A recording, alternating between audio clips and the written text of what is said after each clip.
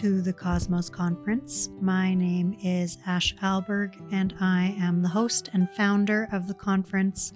I'm also a natural dyer who is based out of Treaty 1 territory in central Canada. I live in the middle of Winnipeg, which is one of the top 10 largest cities in the country.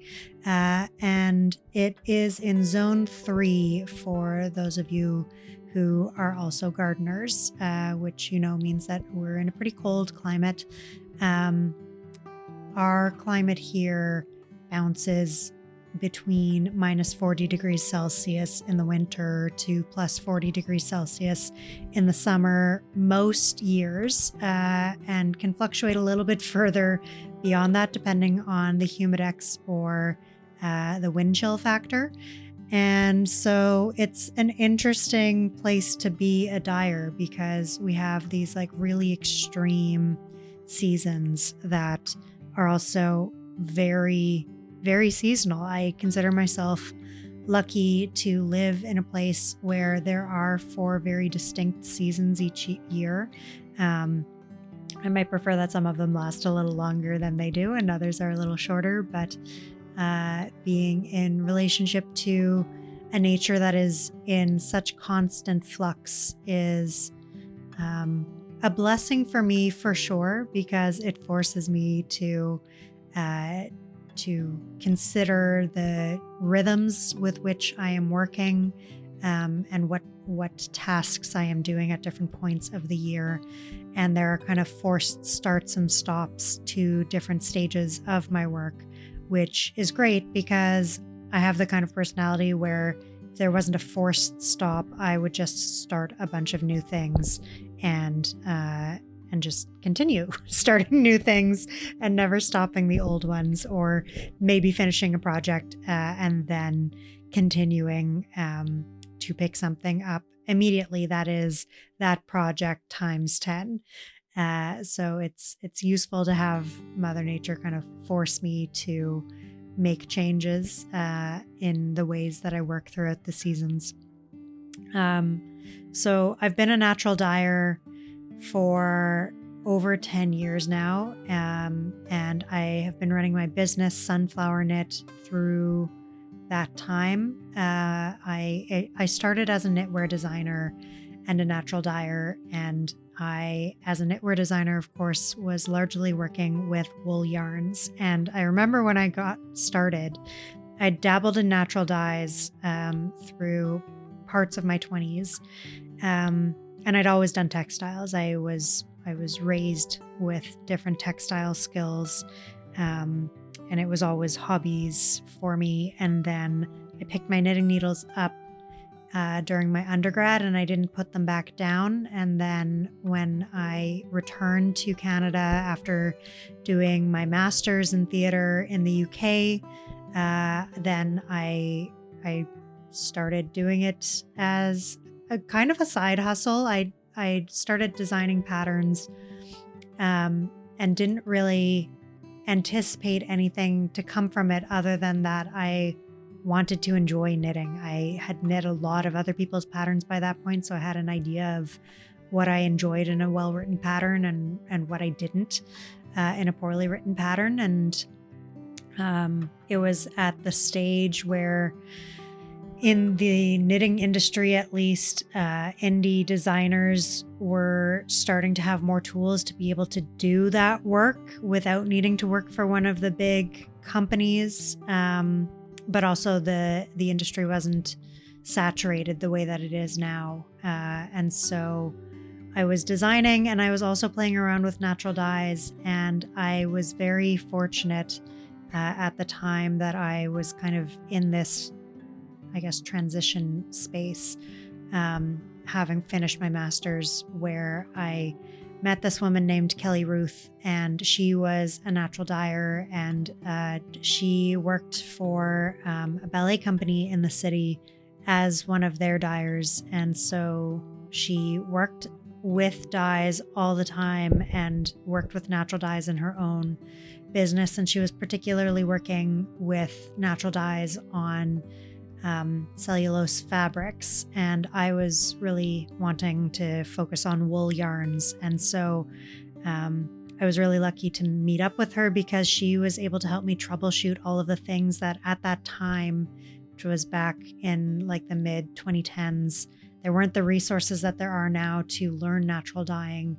And so, and also here in Canada, there wasn't, and still isn't, training at the post-secondary level. If you wanted to go and learn natural dyeing, you could go and do a 4-year textile degree at one of the craft colleges. There's a handful of them now, but you wouldn't spend those 4 years learning natural dyes. You would spend 4 years working in textiles, and you might have a unit in natural dyes. And I wasn't interested in going back to school for that long for just that, especially knowing that I wasn't going to be able to focus all of my time on natural dyes the way that I wanted to. But then meanwhile, there weren't the resources to do the troubleshooting. And so thankfully, Kelly was able to help me with that troubleshooting. And then we kind of continued learning together as my focus on protein fibers and specifically wool, and in the form of yarn, was able to kind of coincide with what she was doing with cellulose fabrics. From there, I started dyeing wool yarns. And I remember at the beginning, I had this goal that I was going to dye all local wool yarns using all locally grown dyes. And that was how I was going to run my business.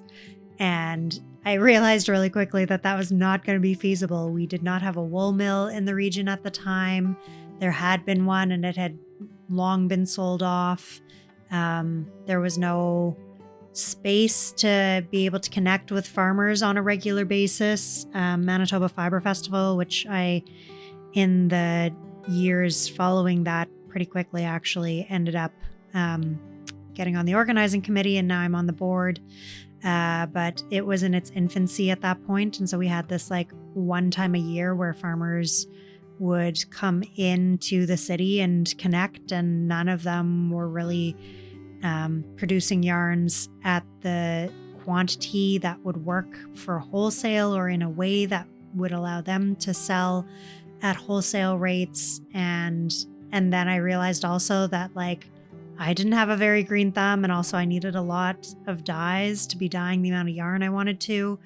And there was nobody growing dyes in the region, and that is, it's all very slowly changing, and quickly changing when we think about like time as just a concept generally. But you know, it's been over 10 years, and I have been kind of in the center of this industry rebuilding itself in my local community. And it's not because I'm doing it all on my own. That's actually the opposite of what is happening. I am just very fortunate in finding people who have adjacent skills and interests to me, and as I've grown my business, been in a position to support them by buying their yarns or by buying their dye plants, and so slowly getting to a stage where we're able to kind of build this portion of our fiber shed out.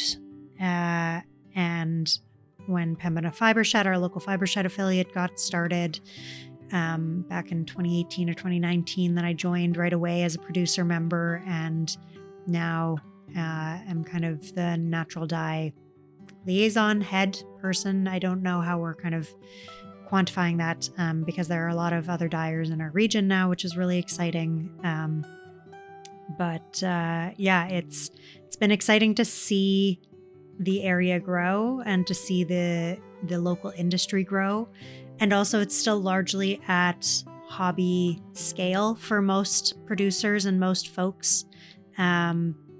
And so, you know, my hope is that I am able to continue supporting the growth of that in sustainable ways, not in a way where it's like ever gets to a stage of being extractive or being unsustainable, but in a stage where we are able to work with the local climate and local environment and with the land, and have everybody's businesses be in a state of being supportive and abundant for the folks engaging with them, and to get more local fiber artists and artists further afield working with fiber shed materials, working with Canadian grown and prairie grown dyes and yarns and fibers and textiles, and identifying where those gaps are in the various stages of production and plugging those holes in different ways. And so as my work has kind of grown over the years, the reason that I started my business, Sunflower Knit, was partially because, or I guess the reason that it kind of grew into being what it became, which was my full-time job back in 2018. I wanted to be able to make my art because I've always been an artist, and I was trained in theater, and then I moved into textiles full-time. And I wanted to make art for other people to experience and engage with. And I couldn't do that living off of arts grants, especially at that point. Still can't, but it's certainly shifting where now my work and my portfolio at least opens up different doors for me as far as what I am able to potentially access. And also the way that I think about the way I create art these days is different than when I was getting started, which was to only look at arts grants. And arts funding in Canada is probably middle of the road in my experience. Globally, there are other countries that do a much better job of funding artists, and there are other countries that do a terrible job of funding artists. And I'd say Canada kind of sits somewhere in the middle. And so I wanted to make my art, and I wanted to do it on my own terms, and I wanted it to be something that I could sustain my life with, and where I wouldn't need to be working other jobs in order to support my life and whoever else was in my life, which has been my dog, Willow, and will eventually involve a kiddo. And so that required me to kind of take things into my own hands. And so I started my business. And now as I look towards the coming years and coming decades, then the work has shifted again, where I am shifting back into putting more energy into making, I guess technically it's like conceptual art rather than like commercial art. But really what it is to create worlds for people to be able to move through and engage with and enjoy. And also providing people with the resources that they need, whether that is in tools or materials or in the spaces and the classes to learn. And so I've been teaching through that entire time. I've taught in different capacities and in different spaces for over 20 years. And so that has become, in the last few years, a larger portion of my work as well. I got back into the classrooms through Manitoba Arts Council's Artists in Schools program after pandemic restrictions lifted.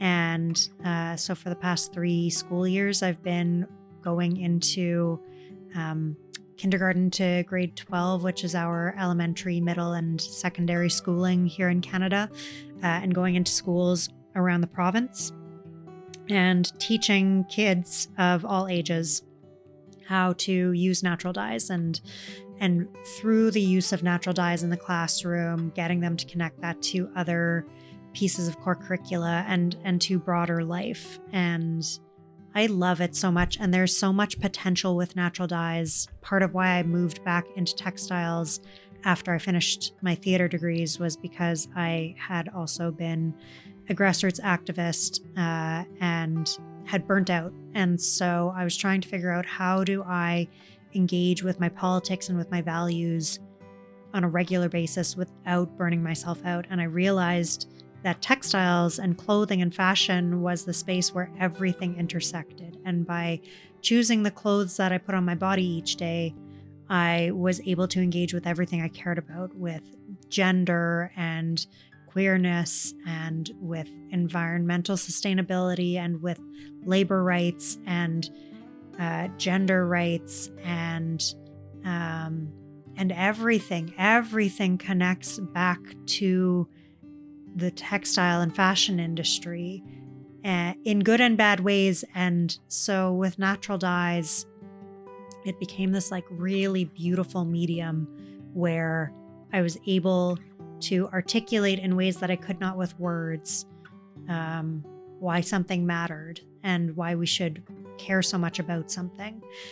And that continues to take different forms. One of the forms that it has begun to take over the last few years is I started keeping dye journals. So as I learned more and trained more and was largely self-taught, I identify as a hedge witch as well, and herbalist. And so part of that actually came because I was trying to find out what dyes that grew in my climate, which were not well documented for a variety of reasons, including colonialism, largely because of colonialism. I needed to understand the chemical constituencies of plants, which meant understanding the plants at a beyond color level. And so working with the plants and studying more about them and working with them in a one-on-one way and growing them and foraging them and having that deeper relationship with them taught me a lot.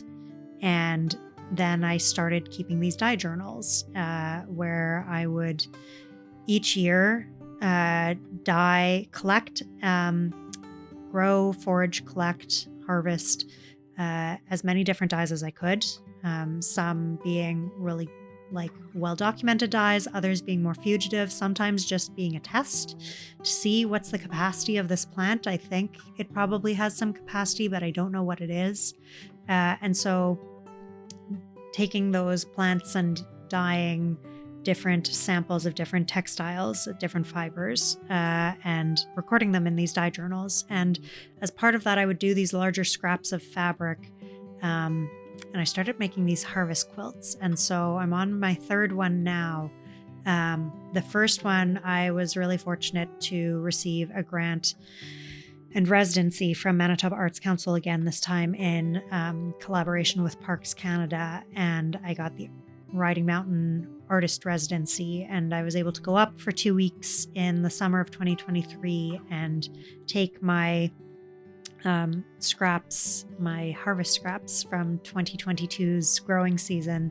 And so this quilt that was basically like a capsule, a visual capsule, and a cloth capsule of that year's growing season. And that's become an annual tradition.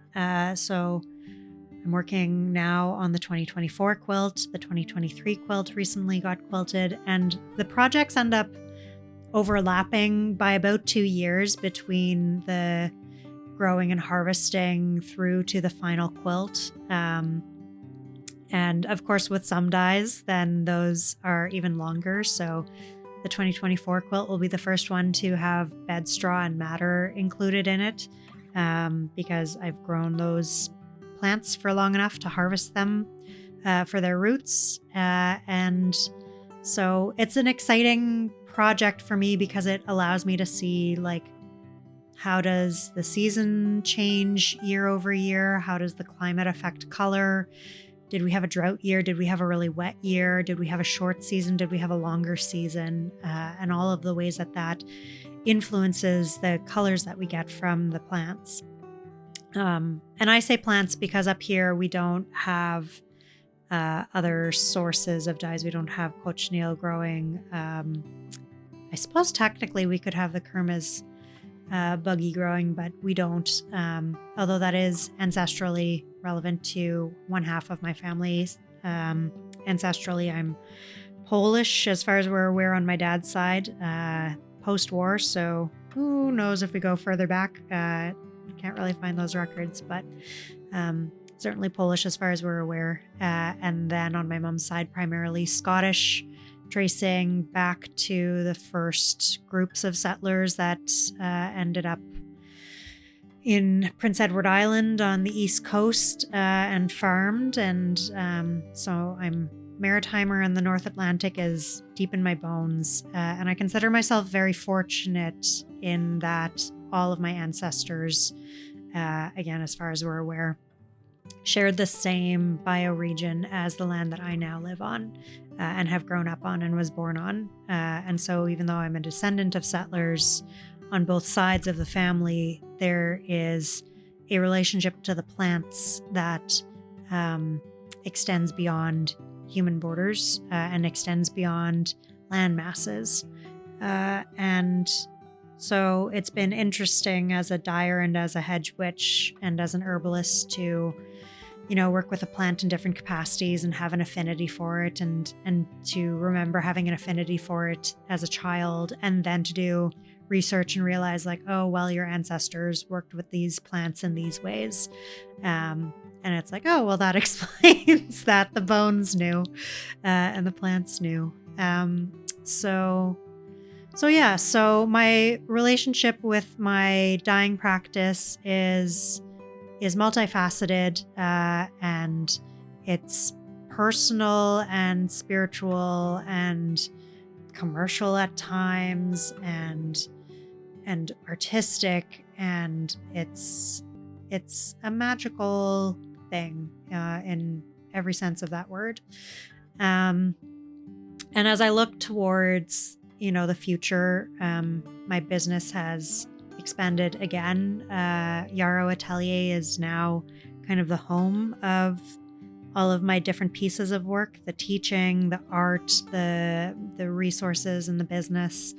And the longer term goal for Yarrow Atelier is to find it a larger chunk of land that becomes its permanent home, where there are learning gardens and teaching gardens, and dye gardens that I'm able to invite others to come and enjoy and learn on, and have those hands-on experiences, and invite other artists to come and do residencies and workshops and things like that. And so that's the kind of 5 to 10 year plan for Yarrow Atelier. And in the meantime, I have my gardens spread between my home in the middle of Winnipeg, my parents' property just outside of Winnipeg. And this upcoming summer, I'll be expanding further to friends' property, further north of my parents. And I also am the historic natural dye and flax garden, with Pembina Fibre Shed as the liaison for that project, with Parks Canada's Lower Fort Garry site and the Friends of Lower Fort Garry. And so helping to manage and expand that site and the work that we are able to do with it, and training different folks so that there are more skilled dyers who know what they're doing and don't need to spend 10 years trying to cobble together knowledge because the resources aren't there. The resources are there more so now, but it is still tricky to learn how to work with this colder climate if you're just picking books out of the library, at least around here. So my goal is multi-generational. It's to build legacy in the queer community. We often talk about being a good transcestor while we're still here. And the reasons that we talk about that are kind of awful, but also I think the sentiment is sweet. And so I think of that often as a non-binary artist, as a non-binary human critter. And so I think multi-generationally, and especially with my work with youth, I see a lot of potential in giving them new skills and new vocabulary, and allowing them to then take that and use it in the ways that make sense for them and that make sense for the world that they are growing into, and seeing what else can come from the work that they are able to do. And so ideally leaving a series of resources that will work for them. So there's lots of larger scale schemes that are going to be hopefully coming from that. And the Cosmos Conference is also part of that legacy building. I love talking with other natural dyers. I love having opportunities to learn from one another. The natural dye community is one of the most generous and positive and realistic and grounded in, again, every sense of that word, communities that I've found. And so connecting folks cross-culturally, cross-plant-wise, cross-pollinating ideas is one of my favorite things about being within this community of global natural dyers. And so I hope that the Cosmos Conference has a long life. I expect that if it does, it will grow beyond me as well. Hopefully sooner rather than later. That would be great. But in the meantime, this is here to hopefully connect more dyers to start thinking about how they work in their home turf and what other dyers work in their home turfs, and how we identify home and how plants help us to re-identify home and expand our ideas of what is home and expand our ideas of what does it mean to become, good to the land. So yeah, welcome here. I hope that, this has been interesting for you. I hope that the rest of the conference is interesting for you and engaging for you. I hope that getting a little sneak peek into Yarrow Atelier and my work is interesting for you. And I look forward to seeing what we all do next. I think there's so much potential that can come from this, and I'm excited to see what everyone ends up doing and chatting about and making from this. Yeah. Thanks for listening.